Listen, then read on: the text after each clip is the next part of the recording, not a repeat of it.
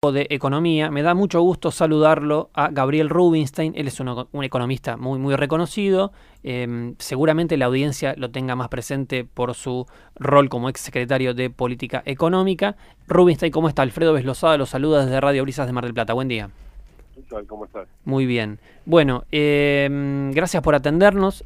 En principio quiero una reflexión suya o un análisis. Se está por cumplir creo que un mes, ¿no? Más o menos de que la Argentina finalmente suscribió este acuerdo de facilidades extendidas con el Fondo Monetario Internacional.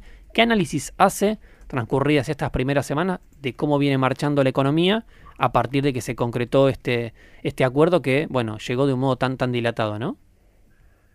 Sí, o sea, Argentina estaba en una situación de reservas muy delicada y la manera de conseguir reservas fue cambiando el esquema cambiario. O sea, lo prioritario podemos decir que era conseguir reservas. El gobierno quizás hasta podría haber preferido conseguir el monto que consigue de reservas y seguir con el crawling PEC anunciado o no. Pero había que hacer modificaciones en el esquema cambiario porque el FMI también así lo exigía. El gobierno aprovechó y podemos decir que solucionó en gran medida un tema que estaba pendiente, que era un sistema cambiario mejor, más fuerte, mejor preparado, que necesitaba reservas y bueno, de esta manera salió este esquema de banda de fluctuaciones cambiarias y ha sido positivo porque la apertura ubicó al dólar por debajo de lo que era el contado con liquidación, lo cual está bueno. El gobierno entiendo que se engolosina y quiere que el dólar vaya al piso de la banda, lo cual no es muy probable, pero aún si lo consiguiera no sería muy positivo tampoco. O sea, lo positivo sería que el gobierno comprara dólares a valores, digamos, de 1.100 o 1.150 o 1.200 y que acumule más reservas, porque Argentina necesita ir acumulando más reservas, porque está muy frágil de hace mucho tiempo. Desde 2011 te diría que Argentina empezó una fragilidad estructural en el tema de reservas, y entonces es muy importante que Argentina siga acumulando reservas. Entonces, si el gobierno se abstiene de comprar reservas porque quiere forzar que el dólar baje más, eso sería un problema. Pero el balance de este primer mes, diría en términos generales, es muy positivo, ¿no? Bien, hay distintos análisis que advierten el impacto a nivel productivo también que puede llegar a estar teniendo este tipo de régimen cambiario, ¿no? En términos de competitividad, etcétera. ¿Qué analizan en ese sentido? Sí, el problema no es el régimen, o sea, que es el régimen de explotación con bandas en sí no es el problema. El problema es el valor concreto del dólar, que quedó muy bajo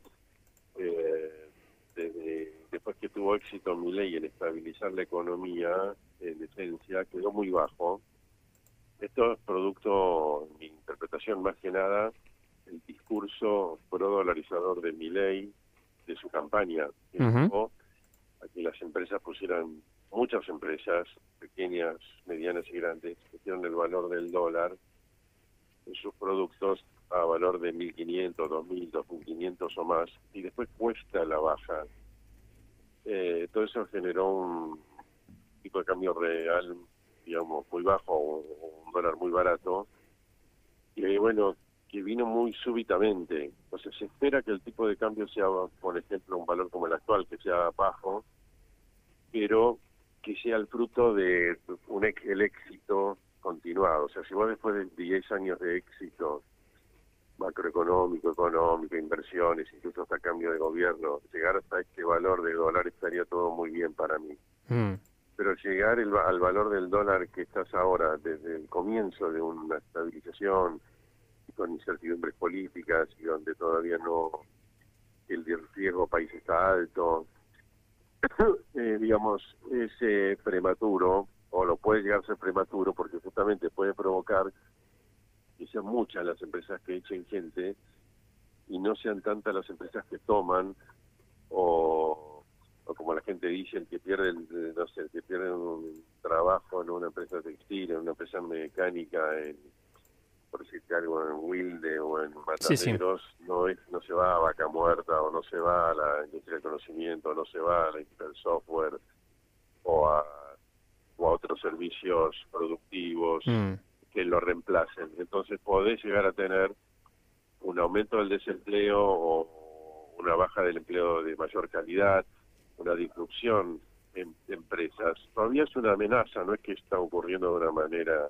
importante, ¿no? Todavía no pasa eso. Bien. Pero puede pasar, y eso yo entiendo que el gobierno debería ser más cuidadoso de ese tema, y la economía entiendo que se generaría mejor con un dólar un poco más alto, pero bueno, hoy llegamos a esta situación. Bien, usted habló de esta cuestión en el plano laboral y la incertidumbre que obviamente plantea en su impacto a nivel social, y se refirió a la incertidumbre política también, ¿no? El fin de semana tenemos las 3 o 4 primeras elecciones ya en provincias, la otra tenemos las elecciones en la ciudad de Buenos Aires, vamos de a poquito rumbo a las legislativas provinciales en septiembre, después llega las nacionales en octubre. ¿Qué escenario plantea eso, ¿no? En términos de incertidumbre o de agregar ruido a la situación? Digo, ¿cómo opera hoy por hoy ese escenario en lo que tiene que ver con los mercados, con las expectativas? Sí, digamos que el principal problema político en perspectiva, en términos de lo que podrían ser las expectativas económicas o las inversiones, una baja en riesgo país, etcétera, es que en 2027, cuando cambie el gobierno, no sea un gobierno, llamémosle así, que sea percibido como que va a mantener el orden fiscal y un poco los logros desregulatorios de Milei, etcétera. Sea cualquiera sea el gobierno. Soy todavía, y en ese camino tienen distintas etapas. La primera empieza la semana que viene, bueno, en Cava, y después siguen otras. Si la interpretación de los resultados, cualquiera sea esos resultados, que hay un debilitamiento del gobierno o un castigo al gobierno, supongamos, no sé qué, por decirte algo, que en Cava le vaya mejor a Santoro de lo que se espera, sí, y le vaya peor a Dorni de lo que se espera según las encuestas. Bueno, por ahí mucha gente dice, bueno, también es culpa porque no se aliaron con el PRO, y viene tal problema, viene tal otro, y al final el kirchnerismo se fortalece. Bueno, y después vienen las elecciones en Buenos Aires. A lo mejor todo eso puede llegar a decir que muchos inversores digan, guarda, en Argentina las cosas todavía no están... No está asegurada, sería el orden macroeconómico, no está asegurada la estabilidad, y no está asegurada el orden, llamémosle, jurídico. O sea, como diciendo, bueno, y si viene un gobierno que mañana plantea cambio de regla de juego y sube impuestos, o hace otras cosas, o vuelve para atrás, qué sé yo, con el Ricky, con esto, con lo otro. Bueno, entonces es como que las elecciones tienen ese sentido. Uno esperaría que en algún momento Argentina sea más parecido a Uruguay o Chile. En Chile ganó un gobierno de izquierda bastante nítido. En Uruguay el Frente Amplio también es de izquierda, incluso uno podría decir que son más de izquierda que el kirchnerismo. Pero no hubo un desorden macroeconómico, no hay un entendimiento de que no cambia los logros económicos, y no hay un cimbronazo, ni fuga de capitales, ni una crisis. Transcurren los gobiernos más de derecha y más de izquierda sin grandes sobresaltos a nivel económico. Bueno, Argentina debería lograr un estado de situaciones donde no interese tanto quién gane en las elecciones, para la economía estoy hablando, para el manejo macroeconómico, para la estabilidad. Pero hoy, si le fuera muy mal a Milei, uno puede pensar que se viene una crisis cambiaria a la vuelta de la esquina, que el dólar se va a ir al techo y que se le van a sacar los dólares al Banco Central. O sea, convivimos con el riesgo político más amplio de que un cambio de signo político es una crisis económica, y eso en algún momento debería no ser así.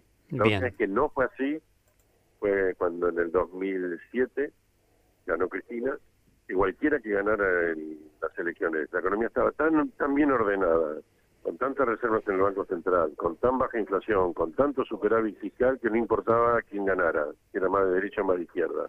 Eso lo perdimos desde el 2007, se fue perdiendo notablemente. Bien, estamos hablando con el economista Gabriel Rubinstein. Le voy a hacer la última pregunta, que tiene que ver con esto que estamos escuchando desde los últimos 3 o 4 días, que algunos lo califican como un nuevo blanqueo, como una remonetización, como un camino hacia una dolarización a nivel de lo que es la economía argentina. Estas, bueno, distintas ideas, fuerzas que ha lanzado sobre todo el ministro de Economía, Luis Toto Caputo, respecto de, bueno, que los argentinos saquen los dólares de abajo del colchón, 100.000 millones, 200.000 millones. ¿Qué lectura hace de esto que estamos escuchando en los últimos días? Todavía prematuro, porque hay que ver el alcance. Hay muchos temas legales. Digamos, la gente que no blanqueó ni con Macri, ni ahora que ya un blanqueo muy benigno, hay que ver por qué va a blanquear ahora. Y cómo piensa que eso va a repercutir en declaración de impuestos a los bienes personales, a la ganancia. Y hay mucha gente que está muy renuente a eso. Dice, yo no quiero saber nada con tener riesgos de que mañana cambie un gobierno, me cambien las leyes y todo lo que me digan hoy no sirva. Incluso aunque fuera una ley, menos si es una resolución del ARCA o una resolución de AFIP y del Banco Central, que son mucho más fáciles de revertir. Entonces, eso hay que ver en concreto. Digamos, el gobierno busca que entren dólares para que el tipo de cambio no suba, o pueda ir con esa idea que pueda acercarse al piso de la banda. Entonces, cuando entran dólares a la economía y se van vendiendo, o que alguien pague con dólares el café, no sé, compre una licuadora con dólares, la empresa que recibe estos dólares, una parte la va a vender en pesos, y entonces ahí el sistema cambiario tiene una nueva oferta de dólares como para que el dólar no suba. Eso es el efecto más inmediato que podemos ver, que puede haber cierta tranquilidad en el dólar. Después se verá cuánto se dinamiza la economía, cuánto puede influir en la suba de precios, porque también podría implicar una menor demanda de pesos. Pero todo eso habrá que verlo. Hay que ver el alcance. Todavía es muy prematuro porque no están las normas, y entonces hay que ver el alcance, porque mucha gente se sigue manejando hoy en dólares, pero en forma negra. Para que pasen a manejarse en forma blanca, y bueno, hay que ver cómo viene toda la parte legal y la expectativa que tenga la gente que no entró en los blanqueos para entrar en esta suerte de blanqueo ad hoc, ¿no?, que propia el gobierno. Bien, seguramente lo estaremos molestando entonces en breve cuando tengamos una foto un poquito más completa. Gabriel Rubinstein, economista, ex secretario de Política Económica, muchísimas gracias por el contacto con Radio Brisas de Mar del Plata. Bueno, gracias a ustedes. Un abrazo grande.